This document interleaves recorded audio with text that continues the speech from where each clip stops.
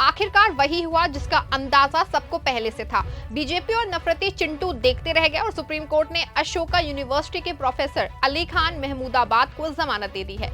भावी CJI justice Suryakant ने न सिर्फ प्रोफेसर अली खान को जमानत दी है बल्कि कड़क एक्शन लेते हुए हरियाणा पुलिस को नोटिस जारी किया है और सवाल पूछा है कि आखिर ये कार्रवाई क्यों की गई है। ऐसे में न सिर्फ हरियाणा पुलिस बल्कि नायब सिंह सैनी की सरकार बैकफुट पे आ गई है, गुम है और इसका जो चलाया गया नफरती एजेंडा है वो फेल हो गया है। भावी सीजेआई जस्टिस सूर्यकांत ने अपने आदेश में क्या कुछ कहा है और कपिल सिब्बल ने किस तरह दलील देते हुए प्रोफेसर अली खान को तुरंत रिहा करने का ऑर्डर दिया है, ये सब कुछ आपको बताएंगे अपनी रिपोर्ट में। साथ ही इस पर भी चर्चा करेंगे कि कैसे बीजेपी के नफरती खेल ने अली खान महमूदाबाद के खिलाफ षड्यंत्र करके जेल भेजा था। नमस्कार, आप देखना शुरू कर चुके हैं 4 PM और मैं हूं आपके साथ सिमरन। दोस्तों, अली खान महमूदाबाद ऑपरेशन सिंदूर के बाद अचानक चर्चा में आ गए थे। जब सेना की 2 महिलाओं ने प्रेस कॉन्फ्रेंस की थी तो उसी दौरान अली खान महमूदाबाद ने अपने सोशल अकाउंट पे दक्षिण पंथियों को लेकर एक पोस्ट किया था, क्योंकि अली खान अशोक यूनिवर्सिटी में जो है प्रोफेसर हैं, इसीलिए कुछ ही देर में उनकी पोस्ट वायरल हो गई और सोनपत में उनके खिलाफ शिकायत के बाद FIR किया गया।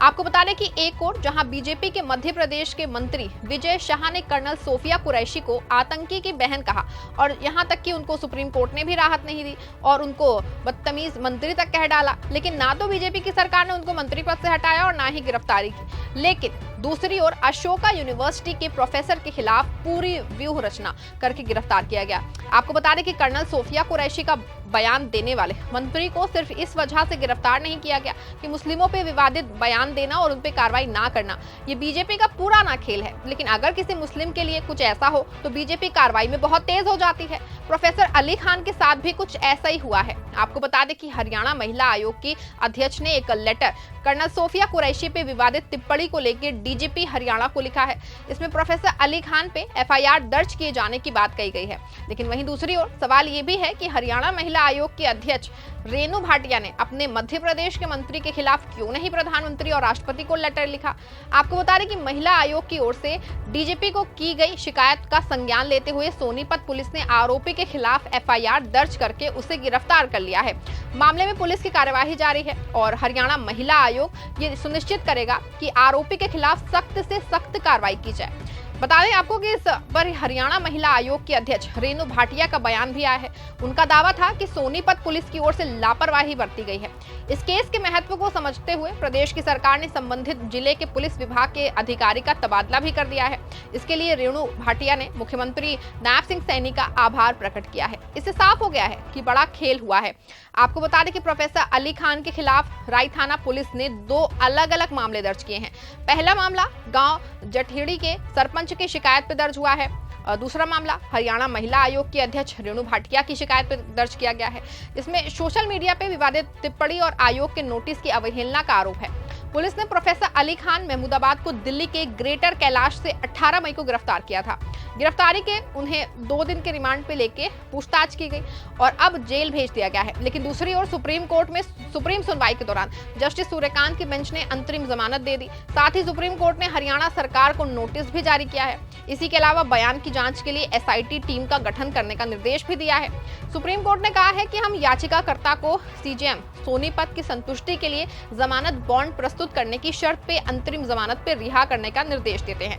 दोनों FIR के लिए जमानत बॉन्ड का सिर्फ एक सेट होगा। इसी के अलावा हम ये भी निर्देश देते हैं कि इस मामले के विषय से संबंधित मुद्दों पे कोई लेख या ऑनलाइन पोस्ट नहीं लिखा जाना चाहिए और ना ही कोई भाषण दिया जाना चाहिए। जस्टिस सूर्यकांत ने यह भी निर्देश दिया है कि साथ ही उन्हें भारत द्वारा हाल ही में सामना किए गए संकट पे कोई टिप्पणी करने से रोका जाता है, जो भारतीय धरती पे एक आतंकवादी हमला था या हमारे राष्ट्र द्वारा की गई प्रतिक्रिया थी। इसी के अलावा याचिकाकर्ता को पासपोर्ट जमा करना होगा। आपको बता दें कि जस्टिस सूर्यकांत के बेंच के समक्ष प्रोफेसर की ओर से कपिल सिब्बल ने दलील पेश करना शुरू कर दिया। सिब्बल ने कहा कि आप बयान देखें जिसके आधार पे उन पे आपराधिक दोष लगाया गया है। इस पे जस्टिस सूर्यकांत ने पूछा ये कहां पोस्ट किया गया था। सिब्बल ने जवाब में कहा कि इंस्टाग्राम और फिर फेसबुक। इसके बाद सिब्बल ने महमूदाबाद का बयान पढ़ना शुरू किया। सिब्बल ने कहा कि ये बहुत ही देशभक्तिपूर्ण बयान है। फिर जस्टिस कांत ने कहा कि चलिए आगे पढ़िए। सिब्बल के बयान पढ़ने के बाद जस्टिस कांत ने पूछा कि वो किसको संबोधित कर रहे हैं। सिब्बल ने कहा कि मीडिया चला रहा था कि कराची पे कब्जा, लाहौर पे कब्जा। फिर जस्टिस कांत ने कहा कि उन्होंने युद्ध के कारण सेना के जवानों के परिवारों पर पड़ने वाले प्रभावों के बारे में बताया और फिर राजनीति में पड़ गए। सिब्बल ने कहा कि फिर उन्होंने कहा कि मैं खुश हूं, वे दक्षिणपंथी टिप्पणीकारों को संबोधित कर रहे हैं। जस्टिस कांत ने कहा कि हाँ, ये स्पष्ट है, वे टिप्पणीकारों को संबोधित कर रहे हैं। सिब्बल ने आगे की लाइन पढ़ी। पूरा लेटर सुनने के बाद जस्टिस सूर्यकांत ने दोनों मामलों में अंतरिम जमानत दे दी।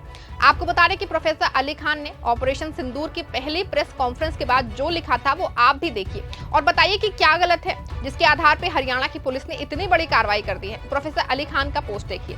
मुझे ये देख के बहुत खुशी हुई है कि इतने सारे दक्षिणपंथी टिप्पणीकार कर्नल सोफिया कुरैशी की सराहना कर रहे हैं, लेकिन शायद वे इतनी ही जोर से ये भी मांग कर सकते हैं कि भीड़ द्वारा हत्या, मनमाने ढंग से बुलडोजर चलाने और भाजपा के नफरत फैलाने के शिकार लोगों को भारतीय नागरिक के रूप में सुरक्षा दी जाए।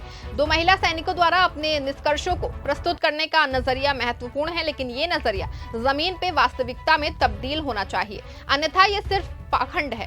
मेरे लिए ये प्रेस कॉन्फ्रेंस सिर्फ एक झलक थी, एक भ्रम और शायद एक ऐसे भारत की ओर इशारा जिसने उस तर्क को खारिज कर दिया जिससे पाकिस्तान बनाया गया था।